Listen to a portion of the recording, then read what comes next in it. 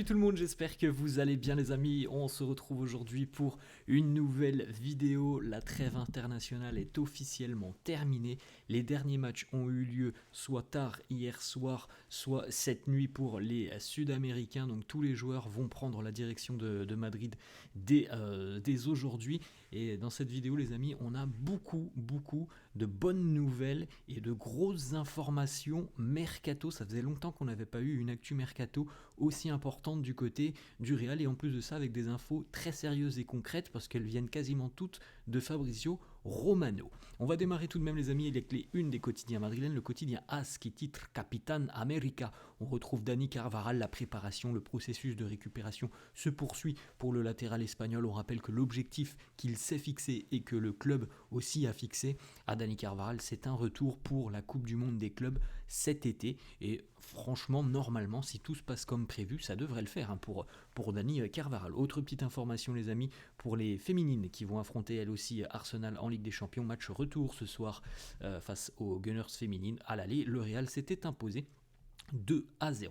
On poursuit les amis avec la une de Marca et on a déjà la très bonne nouvelle, Asensio renovado. Bon, on en avait parlé il y a quelques jours, c'est pas encore officialisé par le club mais Marca sort l'information. Raúl Asensio a prolongé l'aventure et a signé son contrat hier avec le Real. Il restera donc au club jusqu'en 2029, 4 années de contrat. On a aussi quand même un salaire plutôt intéressant. Il y a évidemment une grosse revalorisation salariale. Il passe à un petit peu plus de 6 millions d'euros annuels. Et puis, on le sait aussi, sa clause libératoire a été revue à la hausse pour évidemment empêcher tout club qui pourrait être intéressé de venir le signer. Donc la clause libératoire d'Asensio passe désormais à 100 millions d'euros. Autre information les amis, Alexander Arnold, on va en parler dans quelques instants. Ensuite on continue les amis avec 2-3 petites infos sur les matchs internationaux, les derniers matchs internationaux. Cette nuit on avait notamment un alléchant Argentine-Brésil. Bon, le Brésil n'a pas existé sur cette rencontre, défaite 4-1 pour le Brésil. Vini a joué l'intégralité de cette rencontre, Rodrigo a joué 45 minutes, Hendrick a joué 48 minutes. Du côté de l'Uruguay, alors ça c'était hier soir à 22h je crois, la rencontre entre la Bolivie et l'Uruguay, match nul entre les deux équipes 0-0. Fede Valverde a joué 45 minutes face à la Bolivie. D'ailleurs, c'est assez particulier de jouer à La Paz du côté de la Bolivie, puisque c'est à plus de 4000 mètres d'altitude. Donc, tant mieux, Fede n'a pas joué 90 minutes, où les Uruguayens ont souffert tout au long de la rencontre de l'altitude. La Bolivie, elle a toujours cet atout à la maison d'avoir des capacités physiques évidemment assez supérieures par rapport à ses adversaires. Brahim Diaz a marqué hier et a joué l'intégralité de la rencontre avec le Maroc face à la Tanzanie. Donc un bon rassemblement national encore une fois pour Brahim, buteur hier. On poursuit les amis, on fait un petit point blessure et état physique de certains joueurs. Malheureusement la saison de Jérémy De Leon, donc joueur de la Castilla que l'on connaît quand même en équipe première, est terminée. Il va subir une opération chirurgicale, c'est même pas une, c'est deux, puisqu'il va être opéré des deux épaules. Jérémy De Leon, donc la saison du jeune portoricain est terminée. On lui souhaite évidemment un prompt rétablissement. Autre petite photo, ça c'était hier à l'entraînement. Alors il n'a pas participé à l'entraînement collectif, mais il est de retour sur les terrains déjà depuis quelques jours, et puis il devrait réintégrer l'effectif d'ici à quelques jours. Maintenant, Dani Ceballos se rapproche d'un retour. Normalement, ce qui est prévu par le Real, c'est un retour pour le match du 13 avril face au Deportivo Alavés. Autre information les amis, Ferland Mendy qui lui aussi travaille dur afin d'être de retour pour le match face aux Gunners en quart de finale de Ligue des Champions.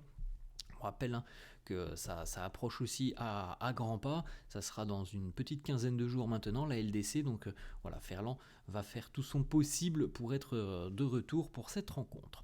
On a aussi une petite photo, c'est une très bonne nouvelle, là encore une fois, ça fait plaisir de le revoir et c'est surtout très rapide, c'est assez dingue puisque ça fait seulement entre guillemets 4 mois qu'Eder Militao a été victime d'une rupture des ligaments croisés et il était de retour hier sur les terrains. Donc il a chaussé les crampons, il a touché un peu le ballon. Alors évidemment, comme on l'a dit avec Dani Ceballos, pour le moment Il ne s'entraîne pas avec l'équipe, il en est encore assez loin, mais c'est quand même très positif. Il touche le ballon, il y a quelques courses sur le terrain, donc là aussi c'est quand même très très positif.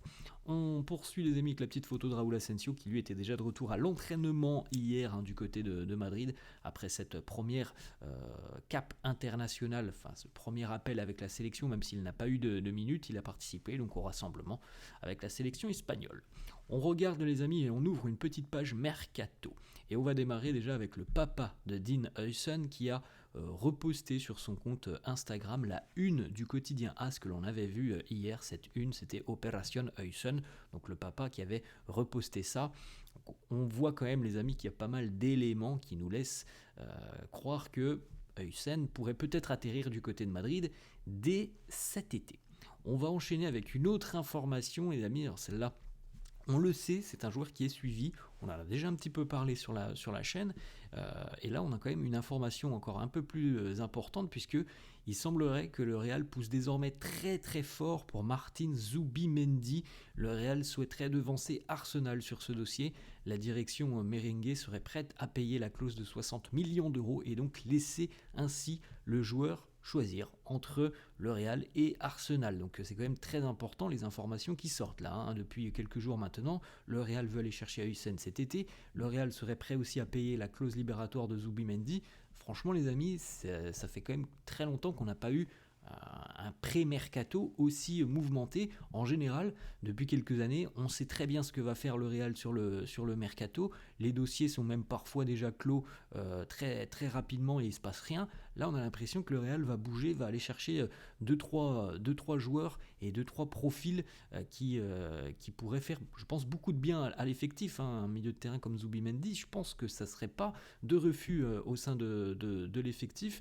Et puis un joueur, par exemple, comme Dean Huijsen aussi dans le secteur défensif, sur du long terme, ça peut être très intelligent. Donc deux grosses informations mercato aujourd'hui et c'est pas terminé les amis, puisque Fabrizio Romano hier a fait le point sur le dossier Trent Alexander-Arnold et il nous dit, c'est donc les infos du journaliste italien, il nous dit Trent Alexander-Arnold est de plus en plus proche de signer au Real Madrid. Il a aussi annoncé que officiellement le Real avait formulé une proposition de contrat aux joueurs. Tous les partis sont confiants, le deal devrait intervenir d'ici à quelques jours maintenant. C'est une offre de contrat de 5 ans offerte par le Real à Trent Alexander-Arnold, donc normalement jusqu'en 2030. Et Fabrizio Romano le dit, ce n'est plus qu'une question de jours presque avant que le deal soit signé et que j'annonce le Here We Go. Donc c'est quand même une très bonne nouvelle. Là, il l'annonce quasiment à demi-mot. Here We Go pour Fabrizio Romano sur le dossier Trent Alexander-Arnold. Ça devrait se faire. C'est plus qu'une question de jours, les amis, ou de semaines. D'ailleurs, il a annoncé aussi, Fabrizio Romano, le Real était venu déjà discuter avec Liverpool dès le mois de décembre pour savoir combien demandaient les Reds pour un départ sur le mois de janvier. Bon, on en avait parlé pendant le mois de janvier, ça semblait quand même inimaginable que Liverpool se sépare d'Alexander-Arnold sur le mois de janvier, mais en tout cas le Real est venu de manière tout à fait courtoise prendre des renseignements au mois de décembre, et c'est aussi pour ça qu'il y a une bonne relation entre les deux clubs, parce que le Real a pris les renseignements auprès de Liverpool et n'a pas travaillé dans son coin.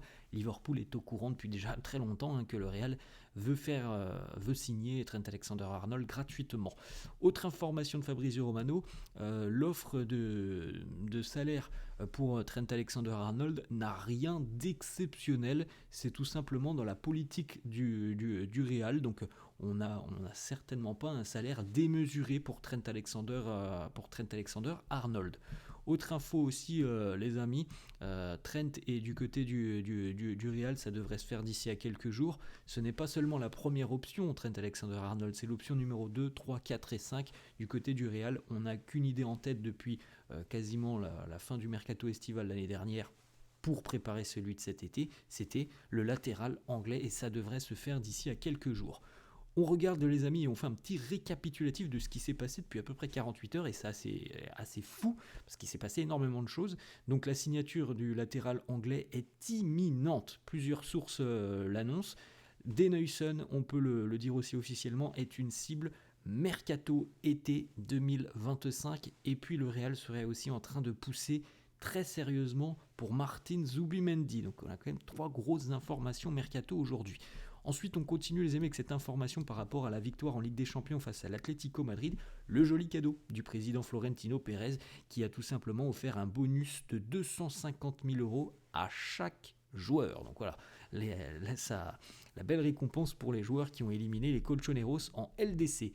Voilà les amis, la fin de cette vidéo, j'espère que ça vous a plu, n'hésitez pas comme d'hab à lâcher un petit pouce bleu, merci à tous ceux qui le font, je vous souhaite une très bonne journée et je vous dis à la prochaine, ciao.